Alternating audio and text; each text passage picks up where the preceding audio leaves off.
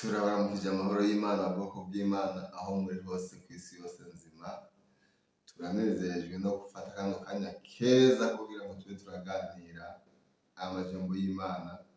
Turashobora gusoma amajambo y'Imana tubona mu Baroma igice c'8 duhere ku murongo wa 31. Haratubwira hati: n'amajambo atubwira ivy'urukundo rw'Imana. Turabe kino gitabo c'Abaroma igice c'8 guhera ku murongo wa 31. Hari amajambo atubwira ivy'urukundo rw'Imana. Ati ko bimeze bityo tuvuge iki? Bisanzwe Imana iri mu ruhande rwacu, uwo turwanya ninde? Reka tuyasome nawe uyumve, nawe yatahure, nawe agira aho akuye n'aho ushikanye.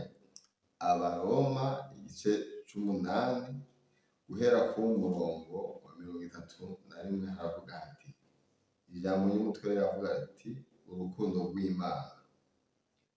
Ko bimeze bityo tuvuge iki?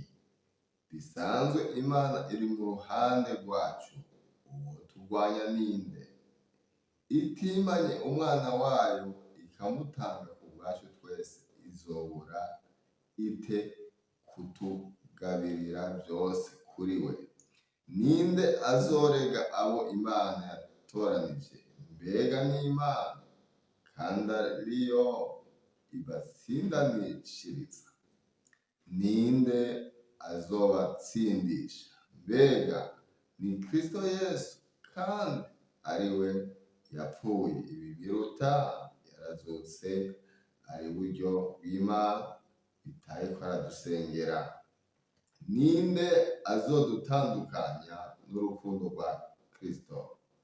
Mbega n'amarushwa, canke n'ivyaha, canke n'uguhamwa, canke n'inzara, canke n'ukwambara ubusa, canke n'ukuba mwirinde, canke n'inkota? Nk'uko handitswe ngo twirirwa twicwa bakuduhora, twagereranijwe n'intama z'imbagwa. Ariko muri ivyo vyose turushishwaho kunesha n'uwadukunze. Kuko menye neza ntakekeranya yuko naho bwoba urupfu, canke ubugingo, canke abamarayika, canke abaganza, canke biriho, canke ibizoza, canke abafise ubushobozi, canke uburebure bw'igihagararo, canke uburebure bw'amajepfo, canke ikindi caremwe cose,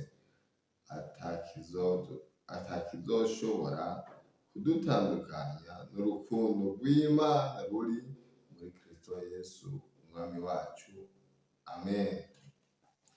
Yaraye amajambo y'Imana nifuje ko twosangira muri kano kanya keza, wumva ata kintu na kimwe co gutandukanya n'urukundo rwa Yesu Kristo. Ivyo ugenda ucamwo, ibibazo ugenda ucamwo vyose, ntihagire ikintu na kimwe gutandukanya n'urukundo rwa Yesu Kristo. Ku murongo wa mbere ku murongo wa 31 niwo wariko uratubwira ati ko bimeze bityo tuvuge iki? Bisanzwe Imana iri mu ruhande rwacu, uwo turwanya ninde? Bisanzwe Imana iri mu ruhande rwawe. Bisanzwe Imana iri mu ruhande rwanje, uwo ndwanya canke uwo kurwanya ninde? Umurongo wa 32 niwo uciye utubwira uti itimanye umwana wayo ikamutanga ku bwacu twese, izobura ite kutugabirira byose kuri we? Ati itimanye umwana wayo ikamutanga ku bwacu twese, izobura ite kutugabirira byose kuri we? Umurongo wa 33 nawe niwo uciye utubwira ati ninde azorega abo Imana yatoranije? Mbega ni Imana, kandi ariyo ibatsindanishiriza. Ninde azobatsindisha. Mbega ni Kristo Yesu, kandi ari we yapfuye, ibi biruta, yarazutse,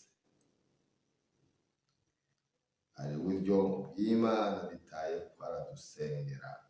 Icyubahiro kirushize kuba ic'Imana ubugira kandi. Ndumva ata kintu na kimwe cyo gutandukanya n'urukundo rwa Yesu Kristo. Ndumva ata kintu na kimwe coza kiguca intege. Umenye ko Imana igukunda, umenye ko Imana ikwitwararitse mu byo ugenda ucamo byose, wumva ataco gishobora kugutandukanya n'urukundo rwa Yesu Kristo. Eka ntihagire ikindi kintu na kimwe coza gishobora kugutandukanya n'urukundo rwa Yesu Kristo. Naho vyoba ibibazo, umenye ko yanesheje byose. Yarabinesheje, nawe ashoboye kukuneshereza. Icyubahiro kirushize kuba ic'Imana, ituzigama ku munsi ku munsi.